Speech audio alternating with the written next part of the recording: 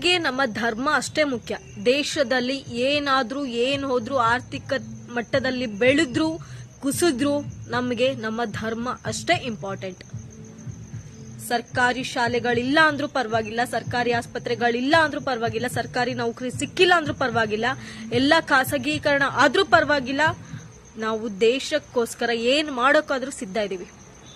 ದಿನೇ ದಿನೇ ಎಲ್ಲ ಬೆಲೆ ಏರಿಕೆ ಆದ್ರೂ ಪರವಾಗಿಲ್ಲ, ಎಲ್ಲದರ ಮೇಲೆ GST ವಿಧಿಸಿ ಜನರ ಜೀವ ತಿಂದ್ರೂ ಪರವಾಗಿಲ್ಲ, ನಮಗೆ ಧರ್ಮ ಇಂಪಾರ್ಟೆಂಟ್. ನಮ್ಮ ಧರ್ಮ ಮುಖ್ಯ, ನಮಗೆ ನಮ್ಮ ಆಚರಣೆಗಳು ಮುಖ್ಯ, ನಮ್ಮ ಸಂಸ್ಕೃತಿ ಮುಖ್ಯ. ಇಲ್ಲಿ ಯಾವುದೇ ಸ್ಥಾನಮಾನ ಸಿಗತ್ತೆ ಅಂದ್ರೂ ಅದು ನಮ್ಮ ಧರ್ಮಕ್ಕೆ ಮಾತ್ರ ಆಗಿರ್ಬೇಕು. ಉದ್ಯೋಗ ಸಿಗದೆ ಇದ್ರೂ ಪರವಾಗಿಲ್ಲ, ಆರ್ಥಿಕ ನಷ್ಟ ಉಂಟಾದ್ರೂ ಪರವಾಗಿಲ್ಲ, ಏನು ಆರ್ಥಿಕ ಮಟ್ಟದಲ್ಲಿ ಎಲ್ಲರೂ ಹಿಂದುಳಿದ್ರೂ ಪರವಾಗಿಲ್ಲ, ನಮಗೆ ನಮ್ಮ ಧರ್ಮ ಮುಖ್ಯ.